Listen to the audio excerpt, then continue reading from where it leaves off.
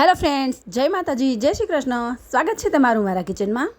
તો ફ્રેન્ડ્સ, રોજે આપણે શું બનાવવું જેનાથી પેટ પણ ભરાઈ જાય અને ખાવામાં ટેસ્ટી અને હેલ્ધી પણ હોય, અને રોજ અલગ અલગ શું બનાવવું જો એ વિચારતા હોય ને, તો આ રેસીપી એકવાર જરૂરથી ટ્રાય કર્યા જેવી છે, જે હેલ્ધી પણ છે અને ટેસ્ટમાં પણ બેસ્ટ છે અને એકદમ ઓછા સમયમાં બનીને રેડી પણ થઈ જાય છે.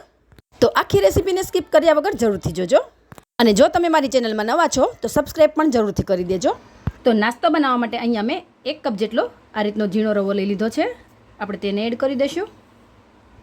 અને હવે આ નાસ્તાને થોડો ઉપરથી ક્રિસ્પી બનાવવા માટે 1 કપ જેટલો ચોખાનો લોટ એડ કરીશું. હવે આપણે 1 કપ જેટલો ચણાનો લોટ એડ કરીશું. ચણાનો લોટ એડ કરવાથી નાસ્તામાં એકદમ સારું એવું બાઇન્ડિંગ પણ આવે છે અને ટેસ્ટ પણ એકદમ સારો એવો આવે છે. હવે એકવાર પ્રોપર રીતે બધું મિક્સ કરી લેશું. અને હવે તેમાં 1 કપ જેટલી ખાટી છાશ એડ કરીશું. ફ્રેન્ડ્સ, અહીંયા તમે છાશની જગ્યા પર અડધો કપ જેટલું ખાટું દહીં પણ લઈ શકો છો. દહીં કે છાશ થોડું ખાટું હશે ને તો જ આ નાસ્તાનો ટેસ્ટ એકદમ સરસ એવો આવે છે. તો આપણે બધી જ છાશને એડ કરી દીધી છે. તો ફરી એ જ કપના માપથી આપણે પાણી પણ એડ કરીશું. પાણીને થોડું થોડું એડ કરતા જઈને બેટર રેડી કરી લેશું. તો અહીંયા આપણું આ બેટર બનીને રેડી થઈ ગયું છે. અને આ બેટર બનાવવા માટે અહીંયા અમારે 1 કપ જેટલી છાશ અને 1.5 કપ જેટલું પાણીની જરૂર પડેલી છે.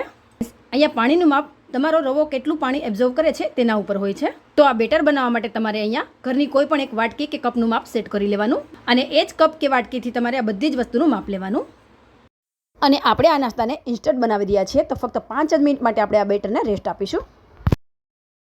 તો 5 મિનિટ થઈ ગઈ છે. આપણે બેટરને જોઈ લઈશું.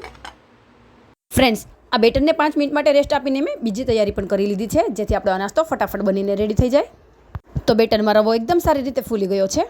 તો હવે તેમાં થોડા વેજીટેબલ એડ કરીશું. અહીંયા મેં 1 વાટકી જેટલું ખમણેલું ગાજર લઈ લીધું છે, તેને એડ કરી દઈશું. અને 1 વાટકી જેટલી ખમણેલી દૂધી લઈ લઈશું. અને ઝીણું કટ કરેલું એક મરચું એડ કરી દઈશું. ફ્રેન્ડ્સ, અહીંયા તમારી પાસે જે વેજીટેબલ અવેલેબલ હોય ને તે તમે એડ કરી શકો છો. મારી પાસે અત્યારે ગાજર અને દૂધી હતું તો મેં એ એડ કરેલા છે. હવે અડધી ચમચી જેટલી આદુ મરચાંની પેસ્ટ એડ કરીશું. અને હવે થોડા લીલા ધાણા એડ કરી દઈશું. અને અડધી ચમચી જેટલું કે પછી સ્વાદ પ્રમાણે મીઠું એડ કરી દઈશું. અને હવે આ બધી જ વસ્તુને એકવાર પ્રોપર રીતે મિક્સ કરી લેશું. ફ્રેન્ડ્સ, ક્યારેક એવું થાય કે રાતે ડિનરમાં શું બનાવવું, ત્યારે આ રેસીપી એકવાર જરૂરથી ટ્રાય કરજો. અહીંયા બધી જ વસ્તુ એકદમ પ્રોપર રીતે મિક્સ થઈ ગઈ છે. અને હવે આપણે આ નાસ્તાને વધારે ટેસ્ટી બનાવવા માટે એક સિમ્પલ એવો વઘાર કરીશું. તો અહીંયા મેં એક વઘારિયામાં 2 ચમચી જેટલું તેલ ગરમ કરવા મૂકી દીધું છે. આપણે આ નાસ્તો બનાવવા માટે કોઈ વધારે તેલની જરૂર નથી પડતી. ફક્ત 2 ચમચી તેલમાંથી આપણો નાસ્તો બનીને રેડી થઈ જાય છે. તો તેલ ગરમ થઈ ગયું છે. તો અડધી ચમચી જેટલી રાઈ એડ કરીશું. થોડા મીઠા લીમડાના પાન એડ કરીશું. અને 1 ચમચી જેટલા સફેદ તલ એડ કરીશું. અને 1 ચમચી જેટલા કાળા તલ એડ કરીશું. હવે ગેસની ફ્લેમ આપણે બંધ કરી દઈશું. અને 1 ચમચી જેટલા સિંગના દાણા એડ કરીશું. ફ્રેન્ડ્સ, અહીંયા જો તમારી પાસે કાળા તલ ના હોય તો પણ ચાલે. મારી પાસે છે એટલે મેં એડ કરેલા છે. એનાથી લુક થોડો સારો આવે છે એટલા માટે. હવે વઘારને આપણે બેટરમાં એડ કરી દઈશું. હવે બેટરમાં વઘાર એડ કરતી વખતે અડધી ચમચી જેટલું લાલ મરચું પાવડર એડ કરીશું. જો પહેલાં મિક્સ કરીશું તો તે બળી જશે, એટલે આ સમયે જ એડ કરવાનું. હવે બેટરમાં એડ કરી દઈશું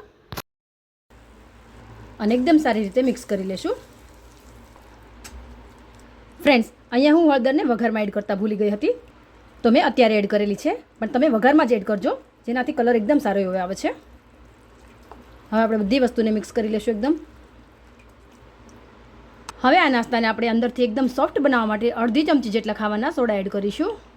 અને સોડાને એક્ટિવ કરવા માટે 1 ચમચી જેટલો લીંબુનો રસ એડ કરીશું. હવે આ બેટરને એક જ ડાયરેક્શનમાં ફેરવીને તેને મિક્સ કરી લેશું. તો ફ્રેન્ડ્સ, નાસ્તો બનાવવા માટેનું આપણું આ બેટર એકદમ પરફેક્ટ બનીને રેડી થયું છે. તમે જોઈ શકો છો આ રીતે આપણે બેટરને રેડી કરવાનું છે. તો હવે આપણે એનો નાસ્તો બનાવીને રેડી કરી લેશું. તો આ નાસ્તો બનાવવા માટે અહીંયા મેં એક નોનસ્ટિક પેન લઈ લીધું છે. અને તેમાં 1 ચમચી જેટલું તેલ એડ કરીશું. અને આ રીતે તેને પ્રોપર ફેલાવી દઈશું. તો હવે આપણે તેમાં બેટર એડ કરીશું. અહીંયા હું 1.5 ચમચા જેટલું બેટર એડ કરી રહી છું.